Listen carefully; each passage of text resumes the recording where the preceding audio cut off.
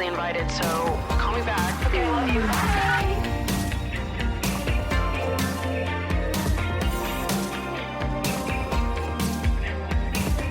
What's up, you guys, and welcome back to Emotionally Online, the show for spilling guts and sharing secrets, hosted by yours truly, the one and only Maddie Drosbeck.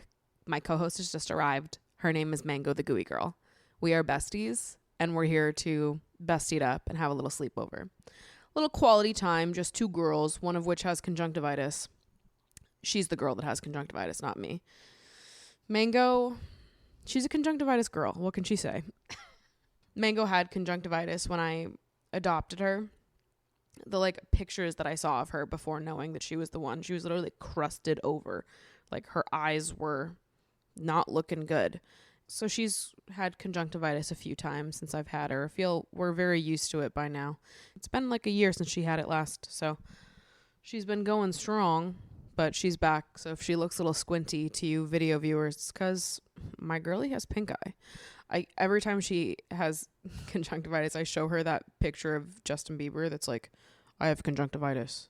That Instagram post. Do you know what I'm talking about? That was like the worst, most least helpful way to explain that ever.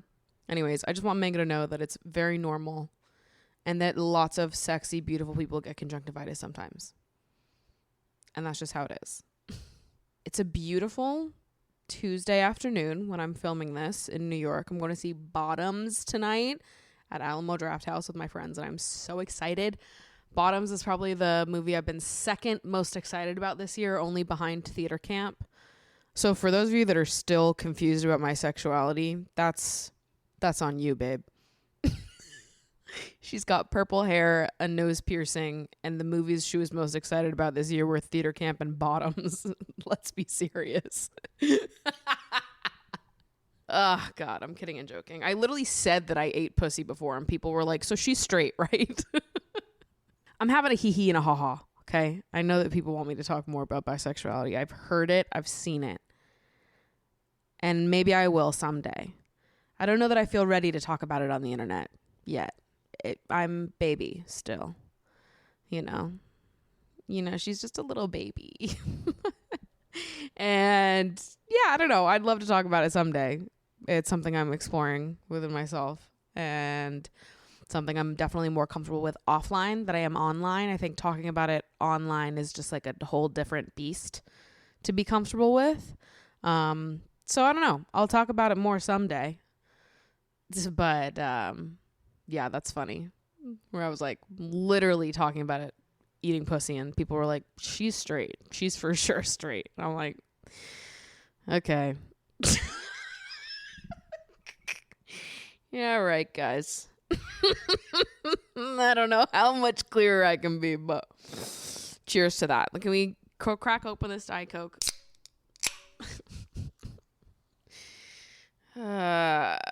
Anyways, I don't know how the beginning of this episode has already looked like this.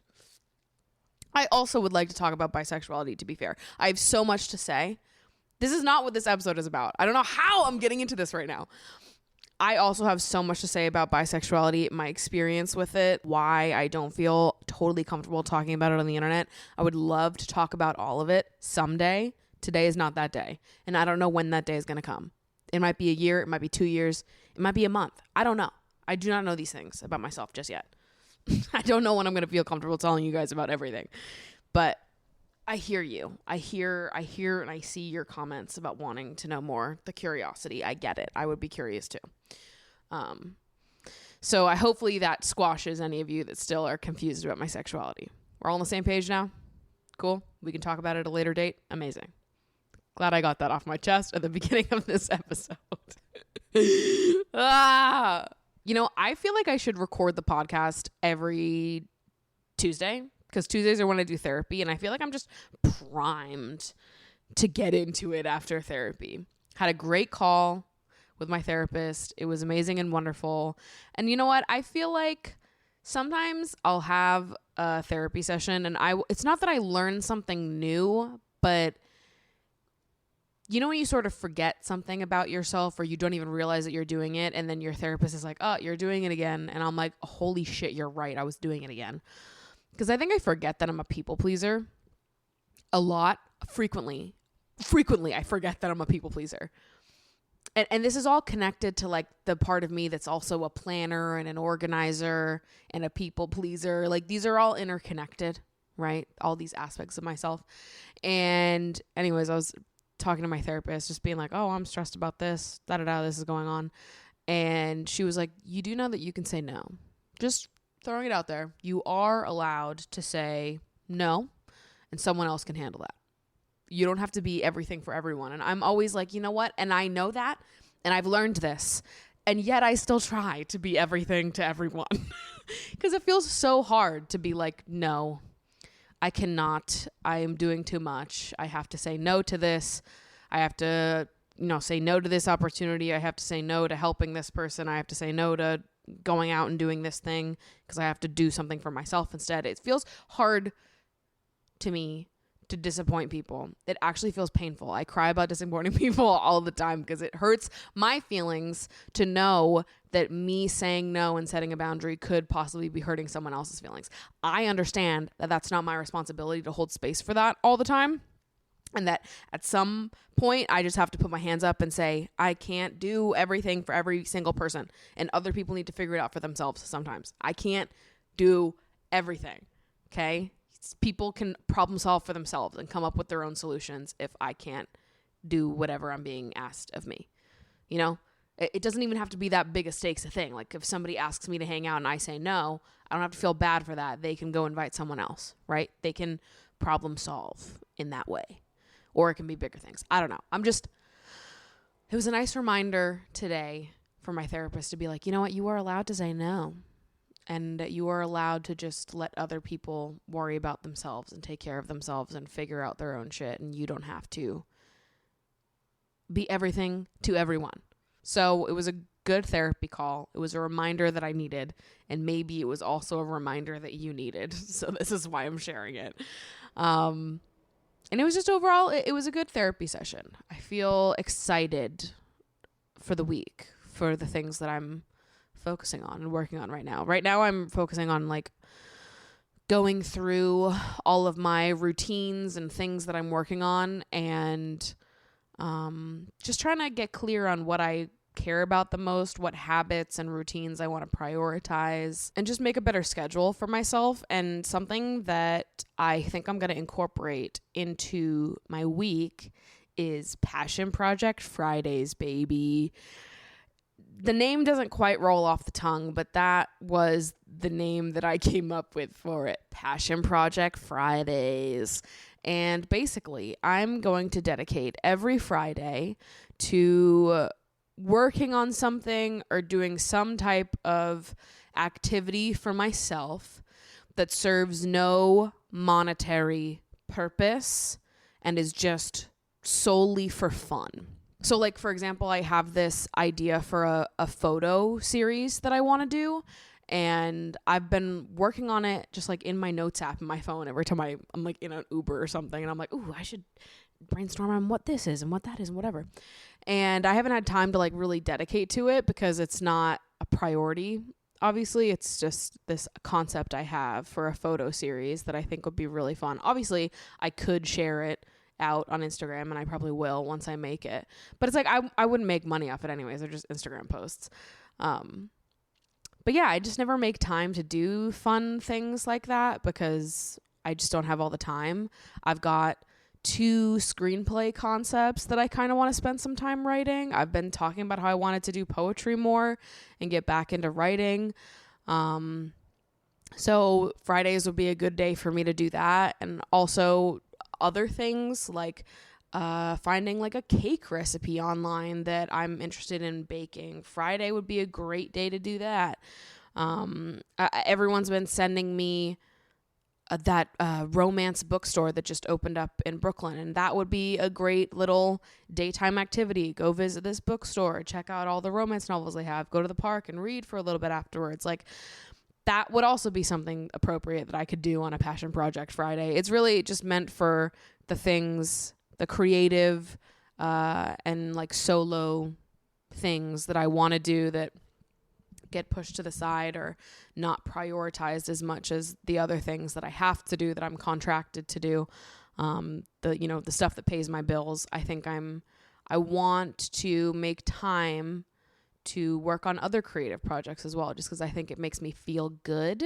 It makes me feel happy, and it makes doing creative stuff as a career more sustainable long term, I think, because it can be difficult sometimes to do what you love as a job and keep loving it. And I feel that it's been like a major priority of mine throughout this like time in life, to like make sure I always stay loving what I do and that I always stay connected to my creative self. And I feel that I've worked really hard on that so far. And so I'm just excited to bring this in and see how much better it can be if I'm carving out time every week. Every Friday is dedicated to this. It's baked into my schedule, baked into my routines, so that I always have space for it. And I'm not like looking to squeeze it in somewhere. She has a day, Passion Project Fridays. I think it's going to be big for me. So this Friday, when you're listening, it's my first Passion Project Friday. We're so good. I'm so excited. September 1. It's like a new school year. Passion Project Fridays. And if anyone, it doesn't even have to be a solo thing. If any of my friends that are listening to this, if you ever feel like you need a Passion Project Friday, you let me know. And you can tag along with me and do whatever you need to do while I do whatever I need to do. Or you can come enjoy my cake that I'm baking, or, whatever. Whatever. I just want to support the other creative people in my life. If you need a Passion Project Friday, you let me know. And you can join my Passion Project Friday. So last week, we talked about, randomly in the submissions, I started talking about those people on Instagram and TikTok that make those videos where they're asking people to rate themselves. They take a picture of them and then ask the next person, what would you rate this person? And I think half the time it's supposed to be like a haha gotcha when people rank themselves higher than other people would rank them. I don't know. It's a dumb video concept. I talked about it last week. I hate it. Ranking yourself in general, ranking people in general, I hate. I think it's so stupid. I've discovered another genre of person on the internet that pisses me the fuck off. There's this one little girl that appears on my Instagram Reels page all the time. She's got to be like 11 or 12 years old, maybe 13. And she does like little get ready with me videos for middle school. She just does her, mascara and lip gloss and talks about middle school drama, and it's adorable. I see her videos. I say, "Oh, so cute." And I scroll and I go about my day and my life, because that content's not for me, right? But I think it's sweet that it exists. And when it pops up, I say, good for you, okay? Because I was a little girl that made content on the internet once, and I think it's sweet seeing little girls get to be creative and have fun and do their silly little videos, okay? Because I, too, was an 11, 12, 13-year-old making cute little silly videos on the internet once.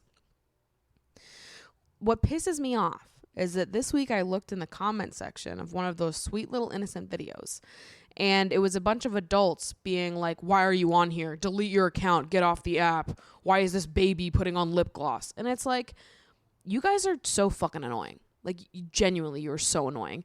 Because what your take is on children having social media accounts is one thing. That's a conversation that adults can have with other adults. But you leaving nasty hate comments on this 11, 12-year-old's posts that she's going to read is just fucking weird and nasty. You're an adult. You're a fucking adult. If you, as an adult, would not want your child to have a social media account or be doing makeup at age 11, 12, fine. That's your own opinion. You do not have to allow your children to do what this child is doing. And we can have a conversation about, should children be allowed on social media? Should kids under the age of 13, this girl might even be 13. I might be making her sound younger than she is. But should kids be allowed to make social media content? This is an ongoing conversation. People have it all the time in terms of like family channels and stuff. And I agree with a lot of it, that there does need to be protections and boundaries in place for kids on social media. In complete agreement. What I don't agree with is adults that are like, let me go fucking hate on this 11, 12-year-old. Go talk to her parents. Go have this conversation with other adults. What do you mean you're in the comment section of an 11, 12-year-old posting cute little makeup videos being like, delete your account? You look like a fucking hater. You are now hurting this 11, 12-year-old girl's feelings, making her feel like shit about herself because you disagree with her parents. Get a grip, you guys. Like, sincerely, get a fucking grip. This 11, 12-year-old is just having fun with fucking lip gloss and mascara. Let her have fun with it. Let her have fun and be a sweetie. You know, and it is just so funny to me how quickly people lose the plot. And it's like, you can be so anti-social media or anti-young people being on social media because of how it impacts their self-esteem. And then in your pursuit of being anti that, you're leaving hate comments on a 12-year-old girl's post. Get a grip. Get a fucking grip. The content isn't for you. Keep scrolling. I don't know. I just remember when I was a kid, when I was 11, 12, 13 years old, posting videos on the internet. I'm so grateful that only other 11, 12, 13-year-olds interacted with my content. It would have been so fucking irritating to me if I was just a little kid trying to have fun and there was adults being like, delete your account. Why the fuck are you here? And it's like, I hear it. I do. As an adult that also thinks that there should be restrictions put in place for children on the internet. But why are you telling this to a child? This is my beef. It's like, I get it. And I agree with you for a lot of it. I'm not even saying I disagree. I'm disagreeing with how you're going about talking about it. Why the fuck are you posting on an 11, 12-year-old girl's page? Let her have fun. Do not involve her in this. We can have a conversation about children having social media accounts and all this shit, whatever, without being a fucking weirdo hater in the comments of a 12-year-old girl's post. Like, ugh, pisses me off. Just let her have fun.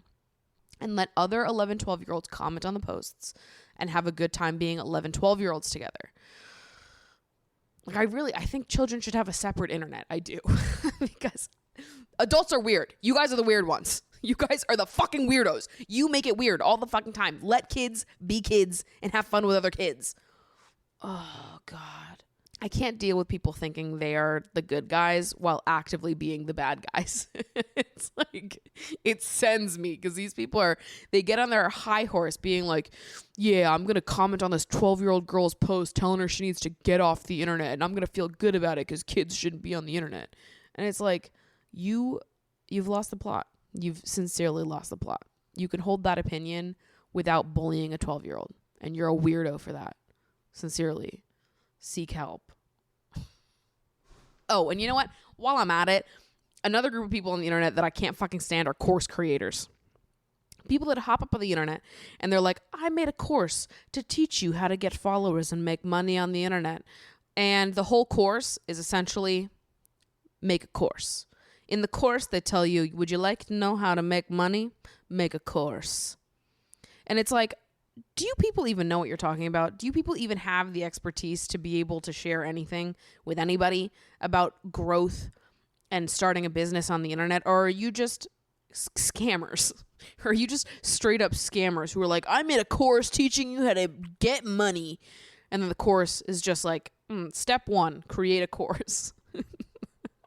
And it's just a big circle. It's a big circle jerk of course creators being like, I'm so smart and I make so much money. Would you like to know the secret? And the secret is just make a fucking course. The only reason they have money is because they've convinced you to buy the course. They don't actually know anything or have any type of skill set for building a business online other than the fact that they got you to buy this course. They said, actually, I've got nothing valuable to tell you. I just think you should sell a course. You guys suck to me. Because I think those people sort of prey on people that are like desperate to make money. Any like get rich quick type creator online in general that's like, here's how to make money really fast. It's like they're preying on the people that are in really tough financial situations that are just looking for a break. And they're like, buy this course if you're desperate enough to want to know the answers. And then people do. And then it's like an MLM. I swear to God. It's like the same vibe. I just feel like 99.9% of courses on the internet about making money on the internet are scams. Because they make money on the internet by convincing you to buy the course. I can't stand it. I'm like, what is your talent? What is your skill? What are you bringing to the table besides convincing people that you're an expert and then stealing money from them? Oi, oi, oi. Anyways, moral of the story this week is don't bully 12-year-olds because you have criticisms for the rules their parents set in place with them. And number 2 is don't believe people who try to sell you courses and tell you how to make money on the internet. The truth is out there, people. And it's on YouTube for free. So you go get that. You go get that truth. I support you. You know, it really hurts my brain to think about how much money I was wasting on subscriptions that I didn't even realize that I had. What did I watch on Peacock? What have I ever watched on Peacock? Would I have ever realized I was paying for Peacock if not for Rocket Money? Rocket Money is a personal finance app that finds and cancels your unwanted subscriptions, monitors your spending, and helps you lower your bills all in one place. I'm a little bit of a finance nerd. People don't know this about me, but I watch a lot of finance YouTubers. I find money very fascinating. It's honestly partially why I refuse to take on a manager or anyone to help me with my work, because I kind of like managing the business and finance side of it myself. So since I'm doing all of it myself, I really need a service that allows me to be fully in the know of where my finances are going, what I'm spending the most money on, where I can cut back, and just give me a full bird's eye view of my financial situation. So Rocket Money has ended up being my go-to place for keeping an eye on my spending, creating budgets for myself, keeping track of subscriptions, and getting rid of them when they're not things that I use often. With Rocket Money, you can easily cancel the subscriptions you don't want with just the press of a button. No more long hold times or annoying emails with customer service. Rocket Money does all of the work for you. But really, my favorite part of Rocket Money is being able to monitor all of my expenses in one place, set custom budgets, and also they send you notifications when you're past your spending limit, or also they'll send me notifications to be like, you spent blah, blah, blah percent less this week than you did last week. So it gives me like a little encouragement, like, okay, I'm doing good. We're on the right path. Stop wasting your money on things you don't use. Cancel your unwanted subscriptions and manage your money the easy way by going to rocketmoney.com/emotional. That's rocketmoney.com/emotional to take control of your finances today. So without further ado, let's get into some audience submissions. If you don't know, there is a box for audience submissions. I go through it every week. Pick the ones that I resonate the most with. You can submit requests for advice, stories about any drama that's going on in your life. You want perspective. Am I the asshole? Any topic of conversation that you'd like to bring to the sleepover, you can submit it in that box. And if I have something to say, I will select it and we will talk about it. So let's get into it. Hi, Maddie. I love your content so much and so appreciate your vulnerability for all of us sensitive girlies. Like you, I've been trying to be more intentional about dating recently, and so I have been having more deep conversations about what I'm looking for in a relationship when I go on dates. This inevitably leads to questions about my last relationship or things in a similar vein about past relationships. I am 28 years old and have never been in a long-term/serious relationship, and I find it difficult to answer this question without seeming like I am flaky/flighty or immature when it comes to dating. From what you've said about your own dating history, I feel like we've had such a similar experience, so I'm curious how you answer that question yourself. Again, love you and your content. I think sometimes we judge ourselves in preparation for how we think other people are going to judge us, when in reality, people are not as judgmental as we think they are, and or they have experienced and felt similar ways that we do. And I think the dating process naturally feels kind of isolating, and it's hard not to feel like you are the only person on planet Earth that feels the way that you do. I get it because I have felt that way. But I think in reality, most of us have experienced difficulty in finding the right person for us. And I think it's more rare to be someone that hops from relationship to relationship once you're of a certain age. I think when you're younger, it's more common. You see it happening a lot. But then once you get older, people don't really do that as much.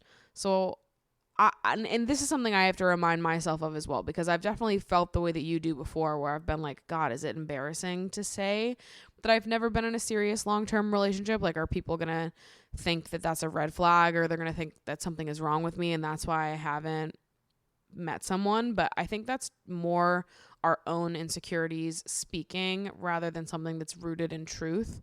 So when I go on these dates, I'll always just answer honestly, and I'll say, you know, I have never been in a long-term serious relationship, and that's not because I don't want that or haven't wanted that in the past. I just honestly have not found the right person for me, or I've met people that I really liked and wanted to explore that with, but we had different ideas of, what a relationship looked like at the time. A lot of people want something more casual, and it's been a challenge to find someone that I really connected with that also had the same relationship intentions that I did and was ready for a long-term relationship.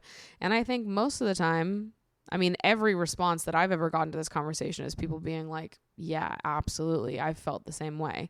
And maybe people have, they've found a long-term relationship in between there. Somebody's been in like a 2-year-long relationship and they've been single for 4 years and dating, and we end up on a date.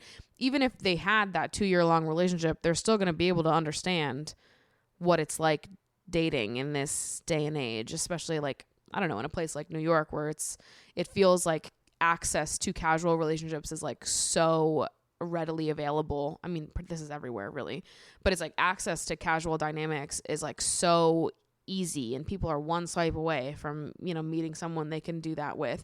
So finding someone that wants the same thing that you want and that you're attracted to and that you're compatible with is like not an easy task, right? So I think most people that are doing it and that are looking for the same things that you are looking for will understand that, because I don't think it is magically easier for other people. Just because they found one person doesn't mean they haven't experienced periods in life where they've been like, yeah, I haven't really met anybody. I don't think it's the craziest thing to be in your, mid to late 20s and still having not have met someone that is the right fit for you. Because also, just because you haven't been in a serious long-term relationship doesn't mean that you lack experience in dating, right? I've dated a lot of people. I have plenty of experience in dating. I've just never been in a long-term serious relationship. So I don't know. You can't force things, right? If you haven't met someone, you haven't met someone. And I think most people do understand that and relate to it on some level. I think that we are usually quicker to judge ourselves than other people are to judge us. And I feel like if somebody was gonna judge you for not having been in a long-term serious relationship by age 28, that to me would read more as like a projection of their own insecurities. I don't think that we view relationships in the same way that this person views relationships, because from where I sit, anybody that's going to judge someone for that would be the same type of person that would get into a relationship just to say they've gotten into a relationship. If they reached age 28, if they were in their late 20s and were like not in a relationship, they would be the type of person to just jump into one just to say they did it, which is clearly not the person that you or I are. So if that's the type of person that they are, and they are feeling like so insecure about themselves and their solitude that they have to just say yes to anybody, jump into a relationship just to avoid being someone that says that they've never been in a relationship, I just think we see it differently. So I don't think that I need to take feedback from those type of people because I don't value their opinion. So we see it differently.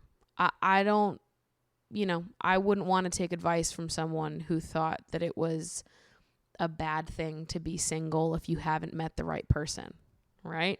If you haven't met them, you haven't met them. So there's not much else to be said. It is what it is. You don't have to take feedback from those people. And overall, I really don't think that most people are judging you in the way that you fear that they might. I think that more people are understanding and have experienced similar things than you would expect. Unfortunately, a lot of us have felt this way and are in the same boat and have had a hard time finding the right people for us. So I don't think it's as uncommon as you think it is. And I think a lot of people in the dating pool that you will go on dates with will be able to relate on some level. Hi, Maddie. I really loved your recent episode about flirty friendships, and I was wondering if you've ever experienced remaining friends with someone you've had a fling with, or if you have any advice regarding my situation. I recently had a fling with my older brother's friend. Let's call him Ken. We met going to a festival along with my brother and really connected emotionally and physically. It was a magical weekend, but now that we're back in real life, Ken feels conflicted about seeing me again romantically. He's a bit older than me, which doesn't bother me, but it is an issue for him. He's also concerned because I'm his close friend's little sister. He doesn't want to jeopardize his relationship with my brother, and after a lot of back and forth, some hanging out, and some serious mixed signals from him, we decided to just remain friends and hung out platonically for the first time the other night. It was weird and confusing for me. I'm so used to flirting with Ken, complimenting him, and I was really in my head trying to avoid that so he wouldn't think that I'm disrespecting his boundaries. I think it felt awkward for him too. I left that night feeling dejected and worried. I do still have a crush on Ken, but aside from that, I really like him as a human and want him in my life, but I'm afraid that we've screwed up our chances at becoming friends because we started off romantically. Have you ever experienced anything like this? Not being able to date someone you want, so just choosing to remain friends instead? Is it worth trying to keep this going, or should I just cut my losses and move on? I mean, I think this depends like person to person and situation to situation. I'm friends with people I used to date. I'm friends with people that we've expressed interest in each other. I'm friends with people I used to hook up with. I don't know. To me, I'm a very simple girl, right? If we can communicate and get through the middle area together, then we can be friends. If I am able to have a very open, communicative, caring relationship with someone, I can be friends with them in a heartbeat. And it's not going to be an issue for me. As long as we have that, right? As long as we have the communication and the care, I can be friends and I can, readjust to a friendship rather than something romantic or sexual or whatever.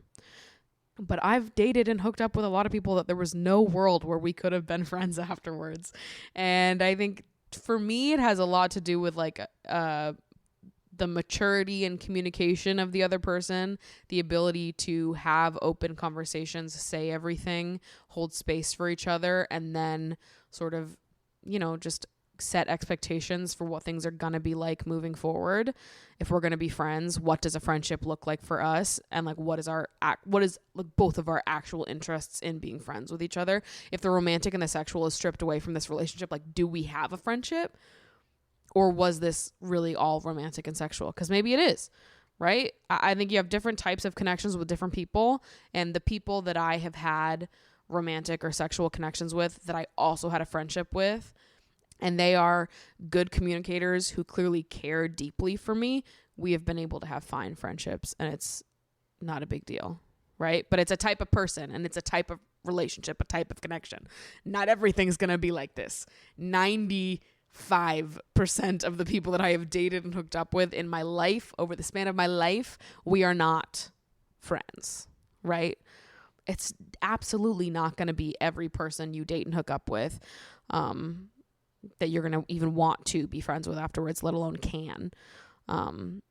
It just depends. It depends on so many factors, but if you feel that it is too difficult for you to maintain a friendship at this point in time, you can set that boundary and say, like, I'm open-minded to exploring friendship in the future, but right now it feels too fresh for me and I just don't really know how to act, so I need some distance.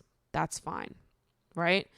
If you don't want to totally close the door, or if you would rather just be like, you know what, I actually don't think that I see friendship in the cards for us. I think we have a romantic connection and a sexual connection, but like, what do we actually have in common as friends? I think it's an easier transition when you start as friends and then something happens and you go back to being friends. Or it's just easier when like friendship is sort of the primary thing that has existed in this dynamic. I think when it goes from like romantic and sexual and then you're developing a friendship afterwards, it can feel a little weird. And maybe you discover that there isn't really a friend connection outside of the romantic, and you were hopeful that there would be a friend connection once everything was shut down, but like maybe there isn't, and that's fine too. But I think you can absolutely be friends with people that you used to date, used to go out with, used to hook up with.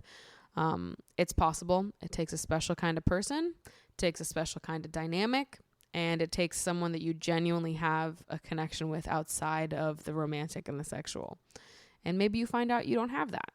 I don't know. I most of the situations that I've been in, it was like we were friends first, before anything happened and we've been friends afterwards. And that seems like an easier transition than something that starts off as like romantic and sexual, and then afterwards you're like, well, we can be friends, and it's like, well, we've never been friends before, so I don't know what that looks like.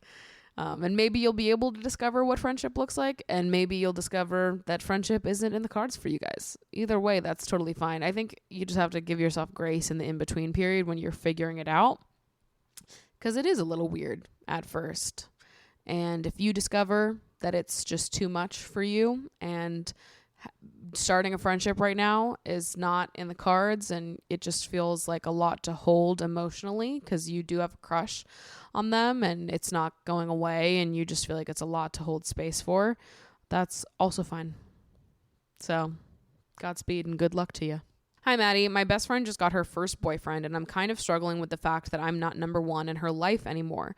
She doesn't confide in me like she used to unless it's an issue surrounding her partner, and I feel like I'm not being the supportive, enthusiastic best friend she needs me to be in return.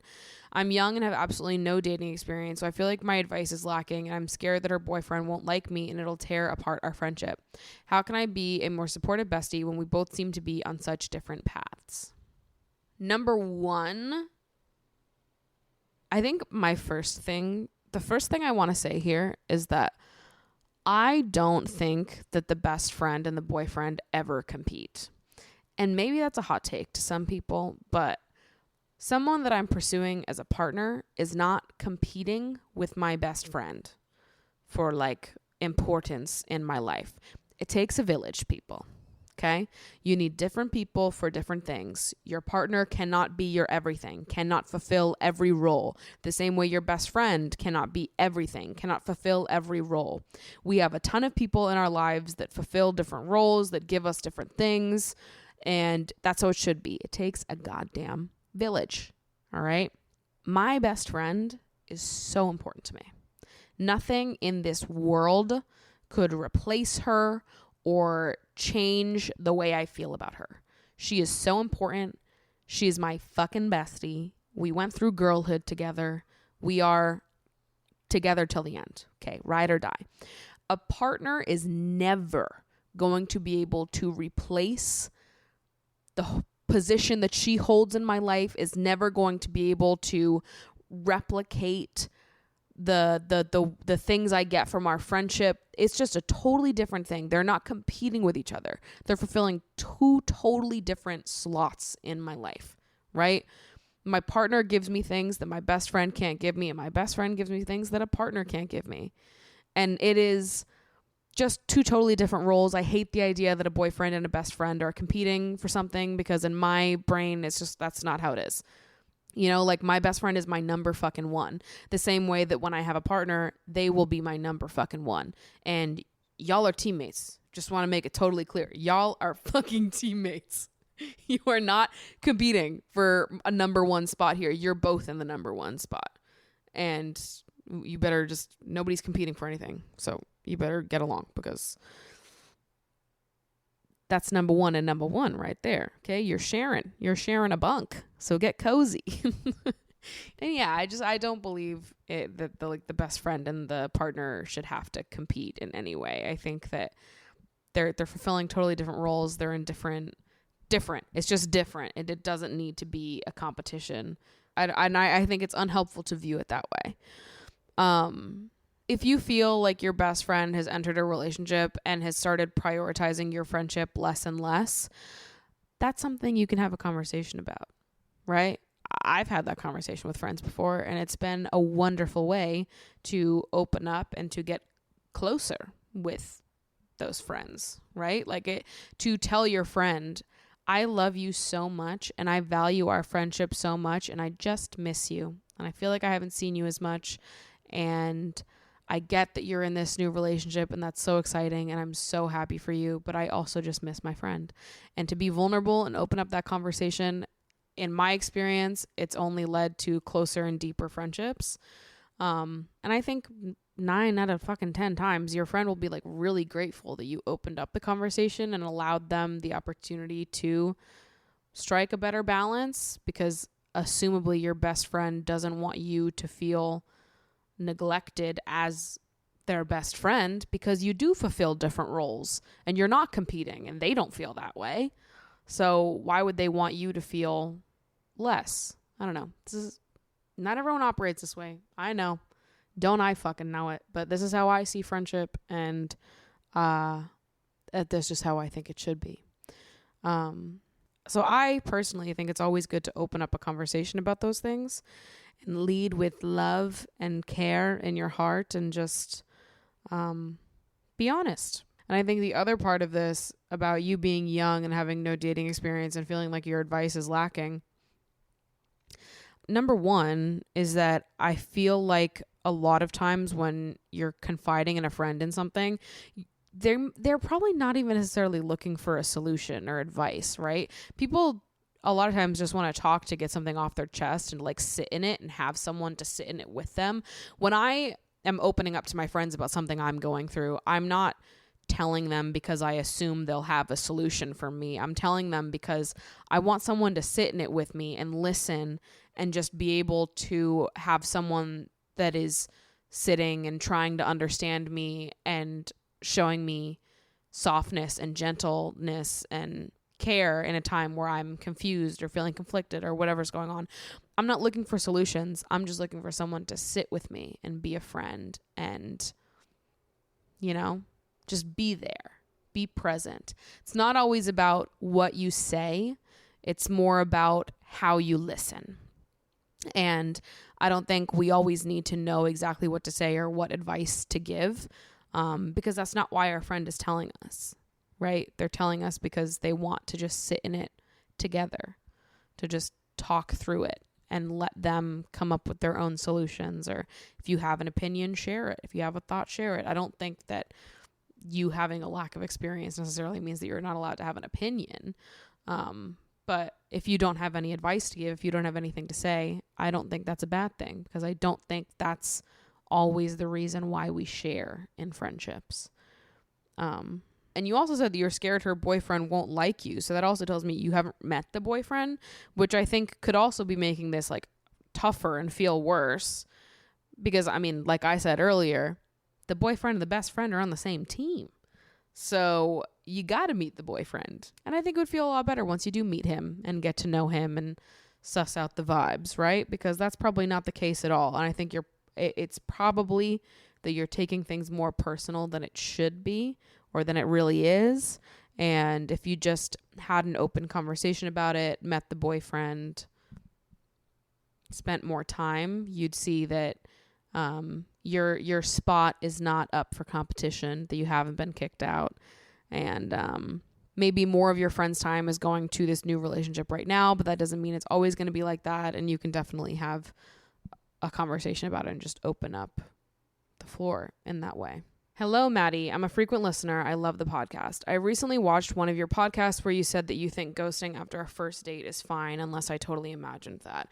I'm going to correct the record before I continue reading this submission. I did not say that I think ghosting after a first date is fine. I said that I do not think it is ghosting after a first date. Slightly different. Just want to be clear. I do not think that the definition of ghosting includes someone that you have known for 2 hours. Okay. Carrying on. Well, I went on a first date where I wasn't feeling a connection with someone and I thought I was going to ghost afterward, but they proceeded to say things like, I hope you don't ghost me. I hope you still like me after this date, and immediately texted me after our date that they told their family and friends that the date was great and they felt butterflies and whatnot. Oy vey. They also told me that they deleted all their apps the first day we matched and started talking. Well, even though those things gave me weird vibes and I didn't feel a connection on the date, I figured that the connection could still possibly grow. We haven't been on the second date, but I just find that they have been getting a little obsessive, which weirds me out. So I have been more distant lately, and they have said things like, I had a dream you were mean to me and I cried. I want to have the conversation telling them I'm not interested in them romantically, but I think they would make me feel guilty. I still cannot tell if they're being manipulative and if I should ghost them, or if they're being vulnerable and I should be straightforward with them. Oi.